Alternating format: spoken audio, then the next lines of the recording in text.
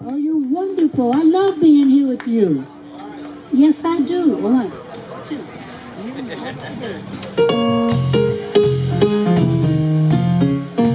I love being here with you.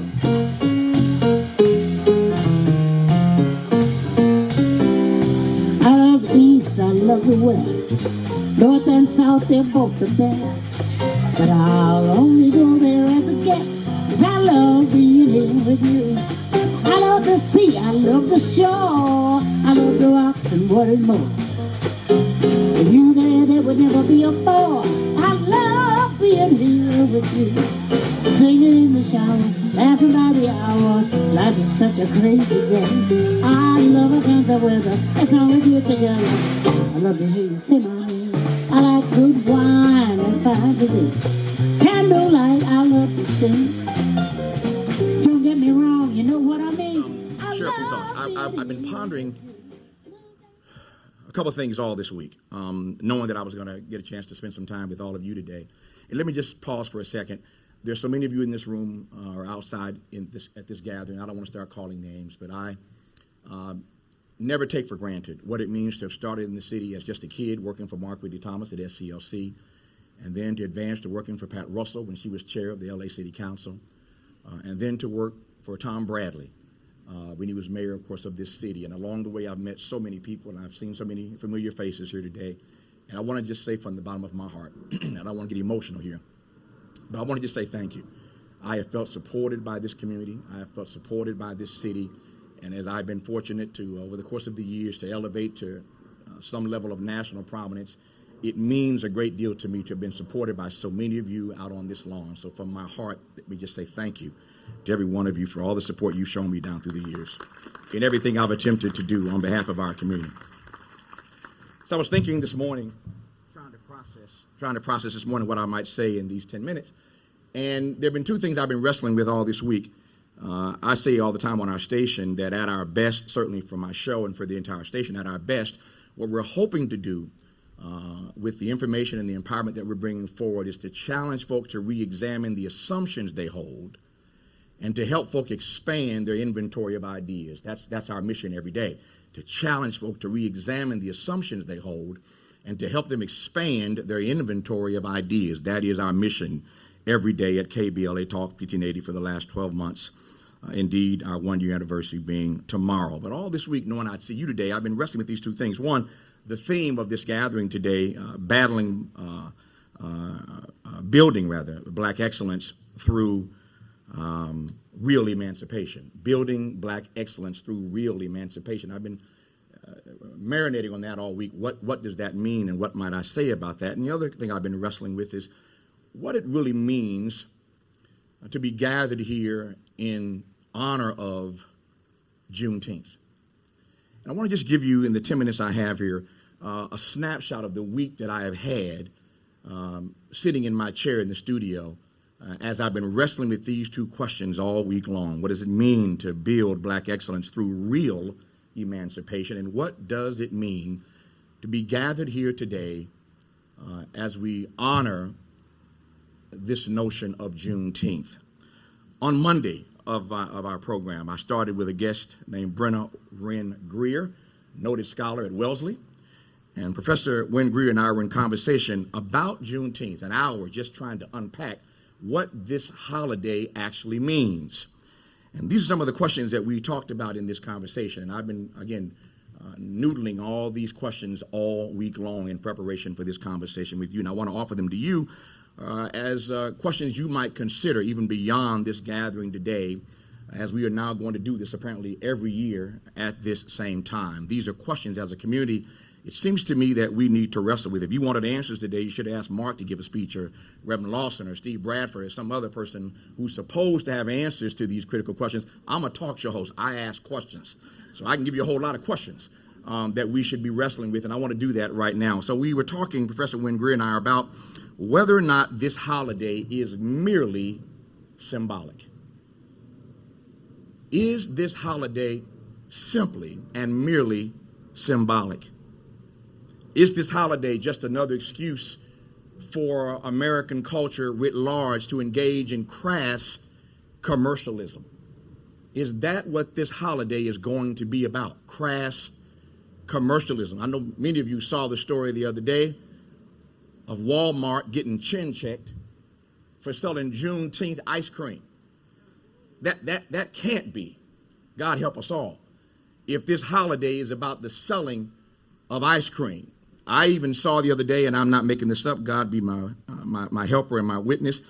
I saw an advertisement the other day for a white sale on Juneteenth. I'm going to leave that alone. Let y'all wrestle with that for a second. White sale on, I could use some sheets too, but not white ones. Yeah, a white sale on Juneteenth. Is that what this holiday is going to be about? Crass commercialism. We talked about whether or not this holiday really is a marker for how far we have come or for how far we have yet to go. What does this holiday actually mark? How far we have come or how far we've yet to go. These are the things I'm wrestling with all week long in preparation for our gathering here today. Is this holiday essentially, how might I put this, a hollow holiday if it is not connected to some meaningful plan for reparations? We're leading the world, we're leading the nation here in California, advancing on this conversation about reparations. But is the holiday simply going to be a hollow holiday if there is not some plan for meaningful reparations? Here's a question we talked about. Now that this is a national holiday, is it still going to be black? Now that it's a national holiday, can we keep it black? That might sound like a strange question, but think about the fact that we're in the month of June right now, which I believe is Black Music Month. And look what has happened. And by the way, let's give the band a round of applause. That band is amazing, amazing, amazing, amazing, amazing. So June is Black Music Month. And we have seen over the course of decades what happens when we put the best of our artistic content out there. Black music clearly is hegemonic around the world, but look what happens when you put your stuff out there and then everybody wants to appropriate and copy and steal, quite frankly, your grand contribution to the soundtrack of our lives. So don't tell me that it can't happen. Don't tell me that just because it's a national holiday in honor of, that Juneteenth is in honor of the news getting to us that we were freed. It's a day of our celebration. Don't tell me that it can't be co-opted because corporate America can do anything it wants to do and it's got the money to do it. So now that it's a national holiday, how do we keep it sacred? How do we keep it sacred? How do we keep it black? How do we keep it real? How do we even go about celebrating Juneteenth? I've been really processing this last year and this year. Joe Biden surprised all of us out of nowhere last year. It just became a holiday. I didn't have time to even process what it meant that it was going to be a holiday. And here we are now at year 2, and I'm still trying to figure out how it is we go about celebrating this holiday. Let me take a step further, though. It's not even so much about how we go about celebrating as a holiday. I'm still wrestling with whether or not this is a celebration, a commemoration, a reflection, or all of the above. And I'm not sure I have the answer to that question just yet. We call it a Juneteenth celebration. It is, on the one hand, but is it a commemoration? Is it a reflection? How do we frame what this holiday is? These are serious questions that we have to wrestle with, it seems to me. And so that's how I started my week with Brenner Wynn Greer on Monday. And then Cassandra Cummings shows up. I'm watching my time. Then Cassandra Cummings shows up, financial expert. And we start talking about the steps that black folk must take right now for this recession that is surely on the way. We are staring down a recession right now. Inflation is out of control. We used to sing in my little Pentecostal church a song that said there's a storm out on the ocean and it's moving this away. If your soul is not anchored in Jesus, you will surely drift away. I don't mean to proselytize, but it seems to me that if black folk don't get anchored to something real quick, this recession and this inflation and this unemployment rate are going to reap another catastrophe upon us after the hell we've already caught in this pandemic. And here we are now trying to celebrate Juneteenth in the midst of all of that. So Cassandra Cummings and I get into a conversation about what black folk have to do right now to batten down the hatches after all the hell we caught in the pandemic. And now on Juneteenth, we're trying to figure out what it means to celebrate this occasion. And then on Tuesday, William J. Barber II shows up on our program. I know y'all think it's a shameless plug, and it is to some degree. This is what you're missing by not tuning into KBLA Talk 1580. So William Barber shows up on Tuesday. And as we sit here right now, there are tens of thousands of folk, and were I not here with my friend Mark Ridley-Thomas, I'd be in Washington right now with my friend William J. Barber II, who's picked up the baton that Dr. King had to lay down, organizing around the issue of poverty in this country. When I say poverty, you can't talk about poverty without talking about economic inequality and economic immobility, but all of that together. I don't need to speak to you in this august company about what it means at this point in our nation's history for us to be wrestling still with the notion of poverty. As I see it, poverty is a threat to our very democracy. It's not just a conundrum for Negroes. It's a threat to our very democracy. I'm wrestling all week with building black excellence through real emancipation and what it means to be gathered today on Juneteenth. And Cassandra comes through and just messes me up with what we have to do right now because we know this storm is on the way. It's coming this way. And then Barbara shows up. And we talk about this issue of poverty and what it means to be true to the legacy of Martin Luther King, the person who I regard, my own assessment, as the greatest American this country has ever produced. That's my assessment. The greatest American this country has ever produced. And I can still hear King talking to us about racism, about poverty, about militarism, about that triple threat that we are still confronted with, even as we celebrate, commemorate, reflect on Juneteenth. And then on Wednesday, Cat Williams showed up on the show. And just the name Cat Williams makes us laugh, but I encourage you to go to Netflix and watch his special that's running right now. It's called, now watch this, it's called World War III. It's the name of the special, World War III. But what Cat does in Cat's own artistic brilliance is to argue that the World War III fight that's already started is a battle of truth versus the lie. That's Cat Williams. World War III. It's going to be fought over the truth versus the lie. I'm trying to figure out how we wrestle with this notion of what Juneteenth needs to be as we are now engaged in a war where the truth is battling a lie. The last president tried to tell us that there was something known as the alternative facts. I don't know what that is, but we're talking about the truth versus the lie and all the lies that we are being told even in this present moment of our existence as we try to celebrate, commemorate, or reflect on Juneteenth. Kat and I got deep into a conversation about the truth versus the lie. And then the next day, John Dean showed up, former White House counselor Richard Nixon, as we now commemorate the 50th anniversary of Watergate this weekend, 50th anniversary of Watergate. We got into a deep conversation about then versus now. Imagine, I take great pride in this. I grew up in Indiana, but I'm from Mississippi, as Mark said, a son of the South. I take great pride in the fact that Benny Thompson, a black man, is the chair of the committee that is charged with saving this democracy from itself. A black man, as we celebrate Juneteenth, is chairing that committee. But what have we really learned in 50 years? What are the ways in which Donald Trump, frankly, is so much worse even than Richard Nixon was? And I'm trying to figure out what we do with this day called Juneteenth in light of that reality. And then yesterday, Ben Crump showed up. Here we have Ben Crump with a documentary about his work in witness called Civil. That's premiering this weekend on Netflix as well. But the documentary delves into what Ben Crump and all the rest of us need to be doing to raise the value of black life in America. And I said to Ben Crump yesterday, I said, Ben, this might get me in trouble, but here's what I'm wrestling with above all else. I am not certain at this point in my life, and I want, God knows I want to be wrong about this, but I'm not certain at this point in my life as we celebrate Juneteenth, all these years later, that the majority community writ large, I don't mean every single one of them as evidenced by their presence in this gathering today, I'm wrestling with whether or not the majority community writ large, whether America has the capacity ever to respect, much less revel in the humanity and the sanctity and the dignity of black life.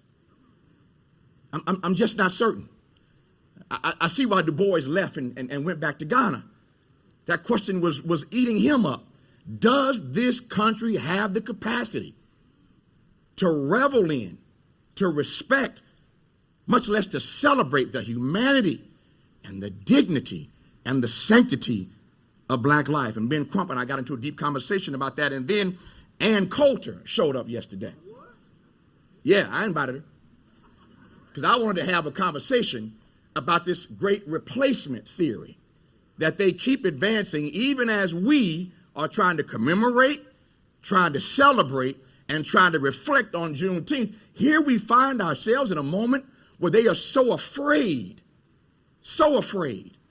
of this impending reality that America, for the first time in just years from now, will be a majority minority country. And they can't take it so much. They can't take it. And so they want to blame the left. They want to blame progressives. It's our fault that these young white boys are killing people in Buffalo. It's our fault that they did what they did in Uvalde. It's our fault. It's the fault of the left, the fault of progressives, because if we weren't rubbing this data in their face, they wouldn't be so offended and they wouldn't be responding in the way they are. So here we are on Juneteenth. Y'all ain't hear me on this.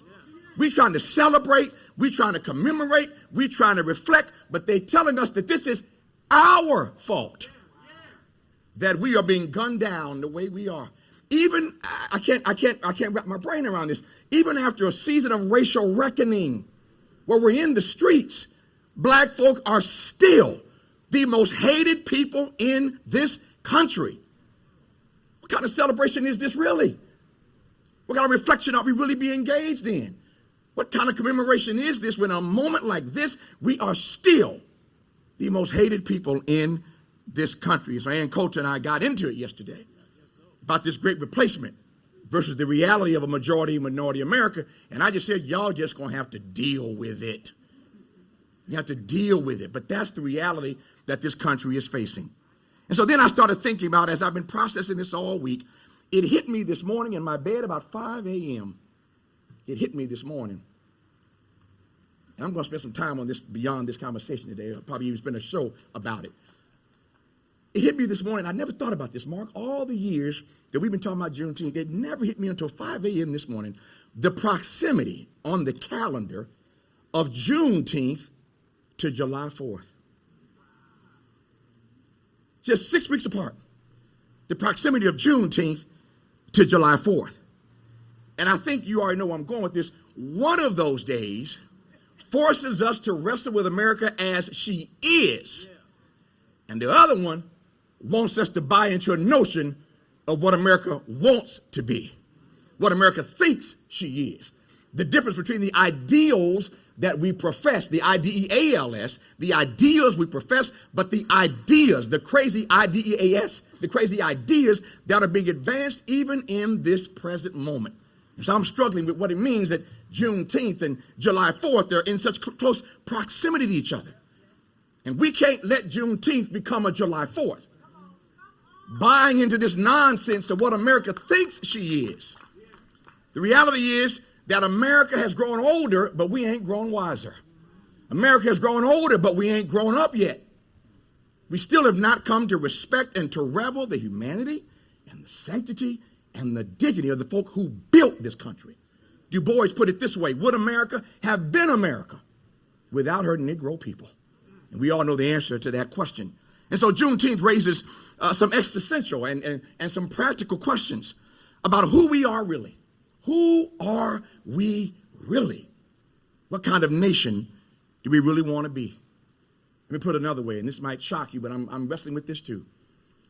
I'm wondering how much more free, and I mean truly free, how much more free are we today than we were on Juneteenth? Yeah, we made some progress. Don't get it twisted. We made some progress. But what about all these historical harms that we are still trying to navigate our way through? And so Juneteenth reminds us that we are still in a fight. We are still in a fight, and a fight on multiple fronts. My time is up. We're fighting in the church. We're fighting in the church. We're fighting at the ballot box. We're fighting in our schools over a truth they don't want to teach. So the fight continues on multiple fronts, in our churches, at the ballot box, and in our schools. Dr. King once said to Harry Belafonte, as I wrap here, he said to Harry Belafonte one time in Belafonte's apartment at Central Park in New York. King said to Harry, "Harry, for all the work that we have done, I fear that we have integrated into a burning house." This is the man that led our movement. But King is saying to Belafonte in a private conversation, "For all that we've done, Harry, I fear that we have integrated into a burning house." Belafonte said, "Martin, if you believe that, then what ought we do? What is your direction to us?" Dr. King said, "Harry, we got to become firemen. We are going to have to become firemen and save this democracy." And at our best, that's who we are. We have always been the conscience of this country. We have learned to love this country in spite of, not because of. And so that's something to wrestle with as we commemorate and celebrate and reflect here on Juneteenth. The house is on fire, and somebody ought to say something. We can't act like it's not on. The house is on fire, and somebody's got to say something. Now, as I take my seat, when you find yourself in the city of the angels, in a mayor's race, where the guy on the other side was a Republican until 48 hours ago, somebody ought to say something. When the person on the other side will hide behind the police union, lying on our candidate, somebody ought to say something. When the other side is accused of darkening the photo for sinister reasons of our candidate, then somebody ought to say something. And can I keep it real? Can I take it to the bridge? Can I hit it and quit it? When the city council and the city controller and the city attorney all collude to deny the voters in the 10th district their duly elected representative, somebody ought to say something. Somebody ought to say something. And I've told Mark, this is not for me. Mark is my friend. I make no apologies about that. But this fight, people, is not about Mark Ridley-Thomas. It's not about Herb Wesson. It's not even about the council, the attorney's office, or the controller's office. It's about us. It's about representative democracy. I said so in an editorial on our station and an advertisement now that's running in every black paper in this city. When we let them come for one of us, they will come for all of us. And we cannot allow that to happen on our watch. Can't let that happen. This is about whether or not every vote matters, whether every vote counts. If we stay silent in this moment, there'll be hell to pay for years to come. If we let them get away with this nonsense right now, it will not stop. My granddad said, "Tavis, you got to get down where you get mad. Get down where you get mad." And so I'm in this fight, not just because Mark is my friend, because it is the right thing. Dr. King put it this way: cowardice asks, is it safe? Expediency asks, is it politic? Vanity asks, is it popular? But conscience asks, is it right? Is it right? And what we are witnessing right now as we purport to celebrate Juneteenth is them denying us our most basic and fundamental right in real time. We can't have that. So I say to Mark, truth forever, look at me, man. Truth forever on the scaffold, wrong forever on the throne. Yet that scaffold sways the future, and behind the dim unknown standeth God in the shadows, keeping watch above his own. I say that to you. I say to all the rest of us. I say to all the rest of us. I come back to King as I take my seat because King is my man. We're talking about black excellence. through real emancipation. I want to close on this note. King once said, if you can't be a pine on the top of the hill, be a shrub in the valley, but be the best little shrub by the side of the hill. Be a bush if you can't be a tree. If you can't be a highway, then just be a trail. If you can't be the moon, be a star. For it isn't by size that we win or we fail. Be the best of whatever you are. But King didn't stop there. He said, if it falls your lot in life to be a street sweeper, then you sweep the streets like Michelangelo painted pictures. You sweep the streets like Beethoven composed music. You sweep the streets like Shakespeare wrote poetry. You sweep the streets so well that when you die, all the host of heaven will have to pause and say, here lived the world's greatest street sweeper. And King concluded that every one of us, even on Juneteenth, ought to do our work and our witness so well that the dead, the living, or the unborn couldn't do it no better. Thank you very much. I appreciate it.